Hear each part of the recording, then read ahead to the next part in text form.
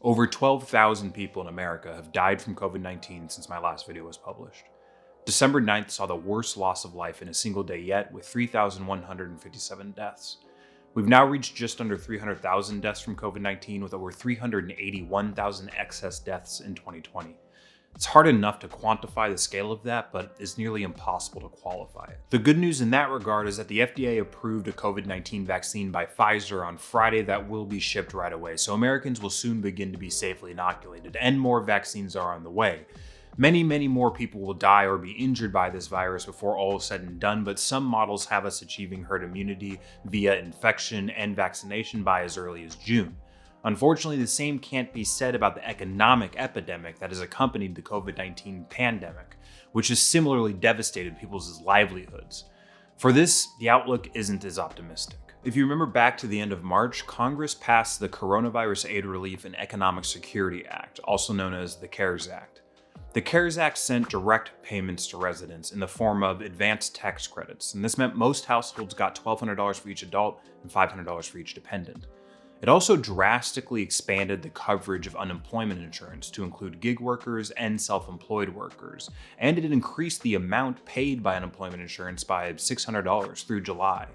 In effect, the federal government was subsidizing incomes for people who were experiencing economic distress as a result of the public health responses to the pandemic. And it worked. In May, the CARES Act was keeping more than 18 million Americans from slipping into poverty, and this should not be taken lightly. According to a study done by UC Davis, the exit probabilities for people who fall into poverty, so the chances that they'll ever make it out, are only 56% after being in poverty for more than 1 year. So while the price tag for keeping these 18 million Americans out of poverty seems high, what we're really doing is reducing the chances that 9 million or more of them will require financial assistance for the rest of their lives, if not for generations.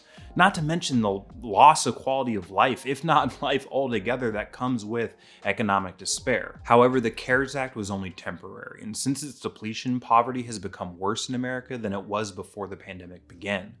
Researchers from Columbia estimate that the number of people living under the poverty line has increased by 8 million people since May, and it's December now, so a good number of those people have been there for 8 months. The clock is ticking. If something isn't done soon, millions of them will never make it back out of poverty, and that has severe implications itself. So what are lawmakers doing to address the problem? The House of Representatives has passed 2 bills similar to CARES, but they've encountered a Senate that thinks the price tags are too high. In October, though, the Federal Reserve Chair Jerome Powell warned of tragic consequences if the government fails to provide support. Powell said that lawmakers were better off providing too much support rather than too little. He was quoted as saying to the National Association of Business Economics, "Too little support would lead to a weak recovery, creating unnecessary hardship for households and businesses.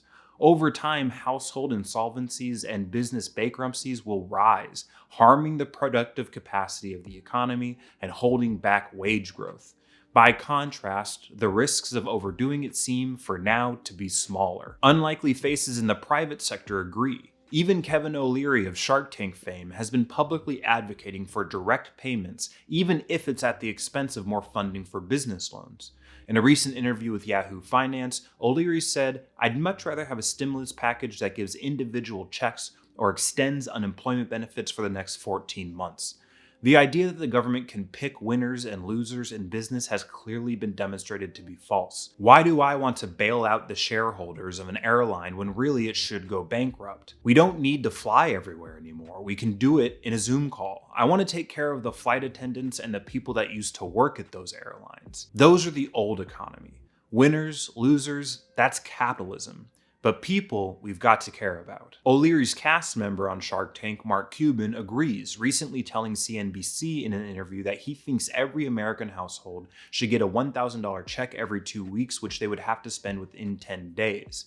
"The whole goal is to get that money every 2 weeks into the economy," Cuban said. Once businesses start having demand, even if they're closed and working online, then there is a reason for them to be able to bring back employees and retain those employees if demand is sustained. Even the White House has signed on to larger offers of support like the ones proposed by Democrats in the House and Senate, but some Republicans remain unconvinced. Not all Republicans, though. In an unlikely alliance, Republican Senator Josh Hawley has partnered with none other than Bernie Sanders to push for a standalone bill that would deliver $1,200 relief checks to households earning less than $75,000. Nonetheless, Congress remains deadlocked. Representative from California Katie Porter placed the blame on Mitch McConnell last week on Twitter, claiming that a bipartisan effort in Congress has the votes to pass if it were just brought to the floor. She wrote, "Everyone at the negotiating table, including Senate R's, has agreed to compromise, except one. Mitch McConnell is refusing to bring it to the floor unless it wipes away all COVID-related lawsuits that allege injury or death due to corporate negligence.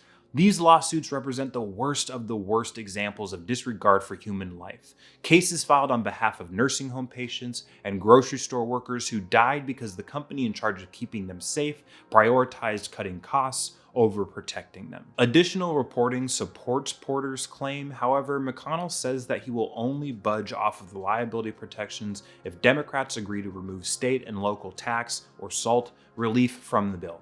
Not all Republicans seem to agree with McConnell on that concession, though. Admittedly, this confuses me. SALT funds things that the same folks who this bill purports to help need, including public transportation and emergency services like the police and the fire department. And I was under the impression that Republicans are very against defunding the police. Still, this seems to be the hang-up. The last of the relief from the CARES Act dries up on December 31st, and Congress is supposed to go on recess on the 18th. Not that many members are optimistic about having an agreement by then. Senate Majority Whip John Thune told Politico, "Everybody kind of assumes that we'll get back here next week, and all these efforts that are going on will run into kind of the proverbial brick wall. Sometimes it doesn't look that promising, but we still have a week and a half to go. Maybe we'll be here at Christmas." Senator Chris Murphy told Politico, "Schumer's been begging to negotiate with McConnell for half a year. I just think this bipartisan proposal is our only realistic train. At some point, I have to believe what I see from McConnell, and everything I've seen thus far makes it look like he's trying to go home with nothing happening." But the most poignant quote came from Representative Emanuel Cleaver. "Maybe we don't have enough people in here who have ever been poor." Look, Congress has already failed in supporting Americans through this crisis, but they must now focus on ameliorating that failure. McConnell's staff recently informed House and Senate leadership that the proposal to pair SALT relief to business liability protections might not even have enough support of Senate Republicans to pass, and that's not good enough. McConnell needs to find that support. The CARES Act showed us what a vaccine for this economic epidemic looks like. Republicans need to get comfortable with the fact that vaccines are expensive, even proverbial ones, and that their fears of spending too much to support Americans are looking more like dogmatic paranoia with each passing day. They also need to be honest with themselves that allowing millions of more Americans to slip into poverty where they might never get out isn't any cheaper in the long run. Also, Democrats need to acknowledge that most of the folks who pay SALT are doing relatively okay through this, and that the gaps in funding aren't going to be as large as we initially thought. If it means figuring out solutions for that gap later on in order to figure out relief for Americans now, then do it. But again, it's up to McConnell to make sure that the deal is actually there. The economic well-being of millions of Americans relies on the Senate passing a bill. It's time for them to start acting like it. I'm Gerard LeConte. Thanks for watching. Let me know in the comments what you'd like to see in this bill. Also, if you enjoyed this video, please like it, share it with your friends, and consider subscribing to my channel. Thanks again for watching. Have a great week. We'll see you next Sunday.